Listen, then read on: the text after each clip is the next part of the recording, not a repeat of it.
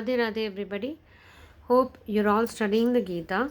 I had promised you that I will come back with journal prompts for this new year from Gita, and I decided they're not going to be verse wise, ascending or descending. It's going to be just random. So the first prompt that I took up is existence.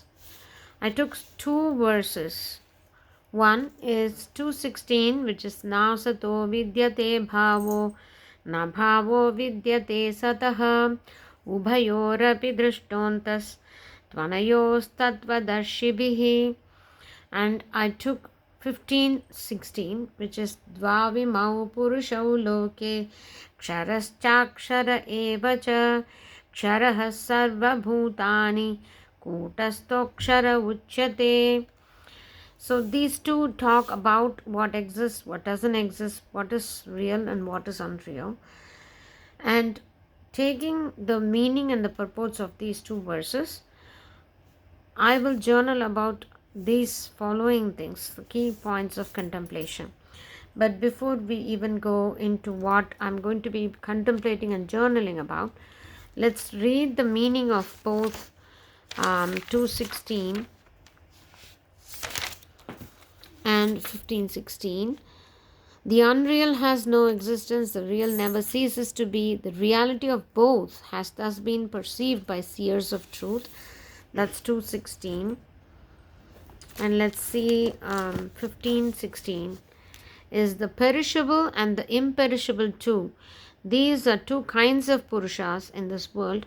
Of these, the bodies of all beings are spoken of as the perishable, while the jivatma or embodied soul is called imperishable. So there is one tattva that is imperishable, that always exists, and there is something that does not exist or has no reality to it. Both of this has been seen by tattvadarshibhihi.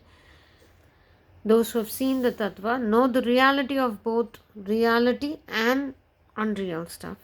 So that's where we are going to start our contemplation. The first thing that I see is what actually exists. What in my mind do I think actually exists? What feels real for me?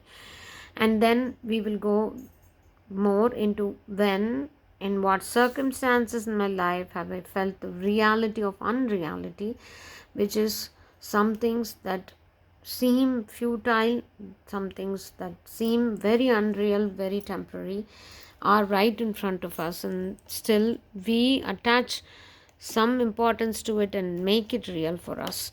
Those are the situations that I'll be looking at. Even though we felt something was fleeting, something is going to change, we focus all our energy on as if that thing is going to stick with us forever, and act according to it, and we get swayed, our intelligence is swayed that way. So those are the circumstances I'll be revisiting and writing about. A look into all people, things and circumstances in my life to see if they actually did exist, because we are going to throw light on the word existence, we are going to see whether anything just came up to that word, anything did exist. Because for existence, the prerequisite is that it should be now, it should have been there in the past, present and future. And if it does not satisfy that, that doesn't exist. And that's what tattvadarshibhihi or tattva who made darshan of tattva have understood, that what actually exists and what doesn't exist. So we are going to put that information into our life, into all people, things and circumstances, and see what it is worth. And how is Atma the only thing that exists? We will question ourselves about that. We will also know what Kshara and Akshara means in the 15-16 shloka. What is existential crisis and what goes through the crisis, trying to find out what. This is something very relevant for our everyday life, that we go through that kind of a crisis where we start to question everything. And in my mind, the reason is that we, being the amshas of God himself, are actually permanent, always existing. And that's why what happens with our body and what happens with others and around us and what happens around us in general, after a certain point, makes us question it, that I feel that I'm permanent, but still things are so temporary, and why? And in the effort to make everything permanent, we go through something called existential crisis or midlife crisis. We try to make impermanent things permanent. We try to bring back the youth that we once had by, doing certain things that we have already exhausted, like we have grown out of certain things, but still we want to come back to it. That's the kind of crisis we get at a certain point in life. I'm going to question that, and what goes through the crisis, what is going through the crisis. Is it the body that's going through the crisis? It's afraid of its own mortality.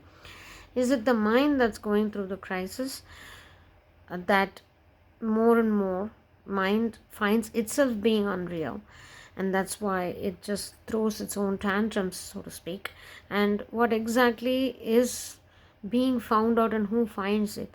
These are the type of contemplation that I'm going to do, and ask myself some questions, bring up some circumstances in my life, and continue to journal here. This is going to be a lot of personal things coming in. So these are the points, or this is the direction in which the word existence and these two shlokas are going to take me. If you like this kind of journaling and journal prompts, please let me know, because I'm going to continue this exercise for the year. And if you do not jive with this, or this is not the kind of thought process you want to follow, let me know that too. So I won't continue the journal prompt thing on this channel, but this is one of my goals when I did the study plan, that I'm going to find some themes. I'm not finding any themes that are in internet, because we know that Gita has themes scattered across its verses, but I'm going to just go with what speaks to me, because these are the things that speak to me in these verses, and existence is a theme or a journal prompt that shows up in these verses, and that's how I'm going to go. I'm not going to go with a structured prompt. I'd rather go for a prompt that comes up with my study, so that I'm more fluid, and themes flow, and I get much more out of the verse rather than a structured. I know that there are things in internet that have the themes or prompts, but I'm just going to go with what my study takes me, wherever my study takes me. I hope you like this idea. I hope you're all making Bhagavad Gita study a priority for this year.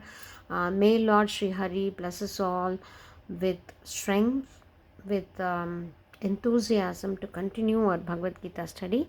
Until I meet you next, Radhe Radhe everyone.